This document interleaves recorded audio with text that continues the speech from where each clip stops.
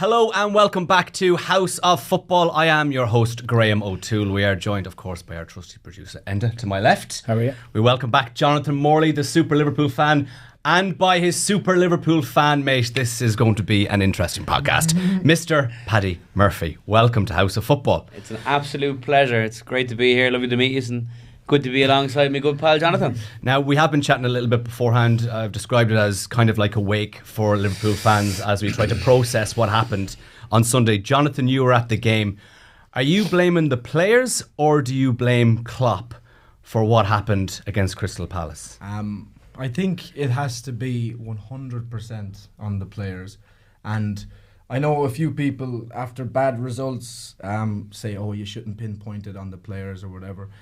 But I think it has to be. I mean, Liverpool, I put out after the game a tweet saying we are the best team in the world at underperforming XG. We had nearly a 3 XG in that game. It's time and time again that we're creating these fantastic chances, these clear-cut chances, and we can't score. Yep. Klopp put out a team on Sunday that was good enough to win that game. That team played in the way that was good enough to win that game, and ultimately the only reason we didn't win that game is those players missing those chances. It's as simple as that. I think Klopp is not completely innocent. I think in terms of Kanate and a couple of the subs he's making, he's not really using them perfectly. But look, managers make mistakes, you know. I don't think it's fair to put any blame on Klopp. I think it has to be on the players when they're not doing their job. Simple as that. Yeah, I'd have to agree. I do think our forward line has been letting us down time and time again. It's been painful to watch, and obviously you were saying even more so in person. But I do think in Klopp's entire tenure, he has always escaped any criticism, and especially now because we know he's leaving. People are very scared to say it, but I do think there is an element of blame at Klopp's feet. I think sometimes he is guilty of persisting and trusting lads who are out of form, and I think this is going to cause a bit of thing, but I think a key reason of that is Mohamed Salah. Mohamed Salah has been atrocious the last couple of weeks.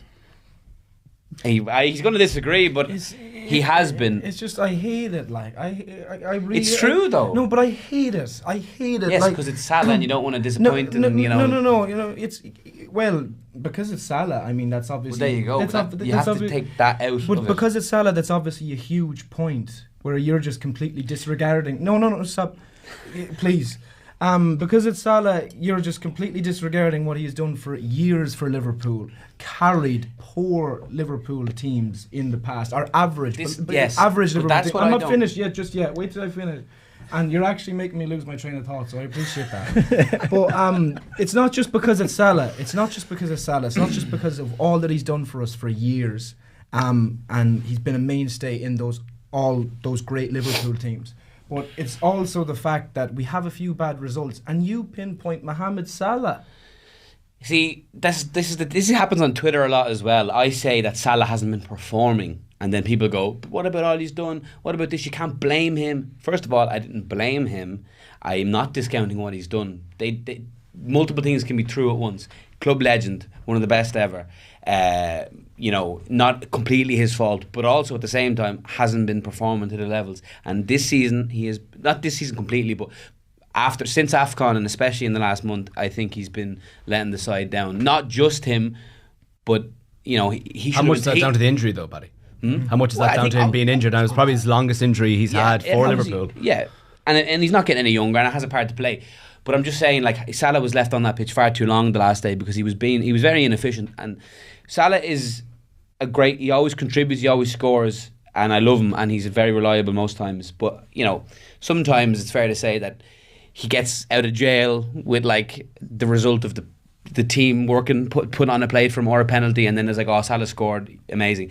But this season there's been a large elements of him getting out of jail with a late goal or a tap in or things like that, performance wise, and I just think he's been off it this year. But I still love the man and hope he can have a U-turn. But I think he's following Klopp out the door. Not that I want to see it, but I think a lot of people are going to be like, this is the time to go. In terms of the title race, I saw your video, Paddy. You put it up directly after the game, but you were unaware what was going to happen at the Emirates, where Aston Villa beat Arsenal. Are Liverpool out of the title race? And we are recording this on Wednesday morning before the 2 Champions League games tonight. If Man City and Arsenal get through and play each other in the semi-final, does that open the door for Liverpool to have a title charge? Potentially City could drop points, especially if Liverpool lose to Atalanta as well. What do you think, Jonathan? I said after the match on Sunday that the season's over, we're out of the title race, but obviously I didn't know what was going to happen in the Arsenal game. As a consequence of that, Liverpool aren't out of the title race. Like, do I think we're going to win it? No, I don't whatsoever. But we're not out of it. I don't see... Will City lose a game over their next 6? Maybe. I'm not sure I see it happening. But Liverpool aren't out of it. But I can't for the life of me see or win. I can't for the life of me see us win our last 6 games. So Yeah, it's unlikely. Yeah, we're not out of the race because it's only a point. The race, we're not out. But if you look at the percentages of what's likely to happen, you look at previous years' experience, you add all the extra bits in. I firmly believe City won't drop a solitary point, and I firmly believe we will drop a couple more, at least 4. And I do think though that we want City and Arsenal to go through tonight. I think that will help us, but I still think it doesn't help us get any better and suddenly start scoring after the poor bit of form. So I think we're still in the race, but no, I just think it's gonna be another 1.2 point job. I do think City will drop points. I do Where, think Spurs City will away? drop points. Probably. But that's only chance. I think. Stranger things have happened. I agree, to be honest. It's the only game I can really see City dropping points in is that Spurs game. Yeah. But it's just the season that it is. We all thought, with 8-9 games left, that Arsenal are going to win nearly every game, Liverpool are going to win nearly every game, and City. And the weekend gone past, 2 of those both lost at home. So I don't think it's the same as a Liverpool and City title race years ago.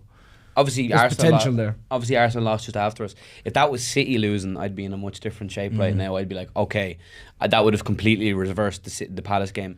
No disrespect to Arsenal, but it's City that are the team to beat. If City weren't in the equation and we were 1 point behind Arsenal, I'd be like, we're winning the title. But yeah, I think we'll finish second. All right. Before we move on to the Premier League most overrated 11, I want you to humour me for a second. I got a question for you because I too was at the Liverpool game and I was feeling very down on Monday morning watching Xabi Alonso's celebrations in Germany with Leverkusen. I was like, who are Liverpool going to get in next to replace Klopp? And then I rewatched the highlights of all the games over the weekend, and then it was like I had an epiphany, and I was like, how is nobody talking about this man as the next Liverpool manager? Unai Emery. I think he is the outstanding candidate to take on the Liverpool job, and he has pedigree in Europe. He's done it in the Premier League. If he didn't go to Arsenal that time, I think he'd be the outstanding candidate. The main link guy is Amorim from Portugal. Yeah, he's won a couple of leagues there, but he hasn't done anything in Europe. He is definitely not the finished article yet. I think Unai has done it everywhere he's gone, bar Arsenal, and even at Arsenal, he got to a Europa League final. What do we think about Unai Emery? Well, good evening. I do think he's severely underrated. I just, the abuse he gets, I can't fathom it. It's the Arsenal stint that's hindered him. But at the end of the day, he came in after Wenger, the greatest manager ever. He was there 20 years. Like you have to, and he well, I don't know what he got them like top 5 first season. They were fifth, and Europa League final. I know they got hammered by Chelsea, but listen, he's performed everywhere he's gone. PSG, maybe his job there wasn't amazing, but the job he's done at Villa is insane. And even for us as Liverpool fans, that started out with Gerrard there, and we were all hoping he could do something. But he is a god awful manager, and how bad he had them, and what Emery's done, I think it'll never happen because of the context of Arsenal. And it would seem Liverpool fans would deem that as a step down massively. Anyone's going to be a step down, but there would be a stigma around Emery, I think. But I think he's severely. I think he's underrated. I think it's because of. Ultimately, I mean, Villa are a big club, but he's only managed one massive club and he hasn't been a success there, which should put him under an awful lot of pressure coming He's into won the league Liverpool. with PSG, which Pochettino didn't bother. No, but it's a very easy thing to do. I think any of us four Honestly, any of us four here could manage PSG. I and firmly just win the believe that, league. by the way. Same with Celtic, and I firmly believe Oh no. Let's just leave that on. I disagree Keep with Celtic out your mouth, Paddy. I disagree with that, but PSG I firmly back. Yeah, I think anybody who knows a bit of football. Like Arsenal were a mess when Emery Yeah. were in charge, like board level, like absolute just complete shambles. And since they've changed that, it's gone upward for Arteta. So Arteta gets all the credit, but it's actually the fact that they actually got their stuff together. Emery laid and the board. foundations, and people always overlook that. So I don't think he'll be a Liverpool manager because he would get no time. No. It's that thing of the stigma is there to the extent of he loses a couple of games at starting. I genuinely think it's because he's not charismatic, and that's Yeah. it. And he Well, looks, that's even though also he's part of it. Spanish, he looks like a French teacher. But- like, I honestly think that's why it is. If he was a bit more charismatic in his interviews, I genuinely believe he'd be more linked to the job. I cannot understand how he hasn't been linked to the job. I think he's a good manager. I just don't think he's Liverpool standard really. And ultimately, as Paddy touched on there, I don't think we are going to get a Liverpool standard kind of manager immediately post Klopp. But I'm not too sure. I'm not too sure about Emery. There's only one man that Liverpool should be going for, and it's who United should have got last year. Julian Nagelsmann. Don't say it. Ange Postecoglou. No. He is Let him cook. Let him he cook. is the most suited manager to Liverpool. He is a Klopp. Yeah. He's another Klopp. He has charisma. He has the leadership skills. He has the connection with the fans that he gets immediately. But I don't. But like, you can have all the charisma in the world. He's a but good- oh, no, you he's ship also- forward to he's also Newcastle the weekend because he's too stubborn Yeah, to change his he- playing no, style. no. Is he that good no. though? Yes. I he don't is. think he Yes, is. he I is. really. Well, Paddy just said I really anybody don't could think manage he is. Celtic and win in Scotland. Yeah, exactly. the Listen, egg is on your face. No. Postecoglou has gone everywhere and immediately changed the way the club is run. He hasn't got his players yet at Spurs. Once Yeah. mate, this is his first season, and he has Spurs challenge for top 4 Well, he got Madison. after losing Harry Kane, the best player in Spurs history. Like, he doesn't get enough credit. Now, he would embody everything the club stands for as well. I believe he was a Liverpool fan when he was younger, so that's why I'm hoping Spurs have a thing for us. I actually was talking about this the other day. I think I wouldn't mind Ange whatsoever. I think no matter what happens, we're losing our dad. We're losing the dad. It's going to Well, I feel think- like someone dying. I think he's good, but again, I think the jury is still very much out. Obviously, he's done very, very well at Celtic, but there is quite a few kind of weaknesses that we have seen this season with Spurs. As you said there, Graham, at the weekend, that was an embarrassing performance from Spurs, embarrassing result. So the jury, I think, is very much out about him. Let's revisit that in a year's time and see where he is.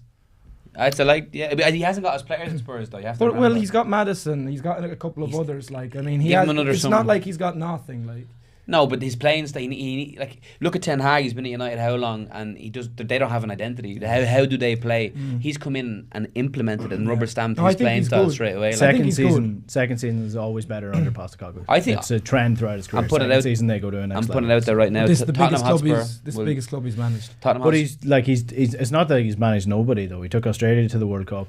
He won the Asian Yokohama Cup with and Australia. He won the league with Yokohama. He came into Celtic, won the treble.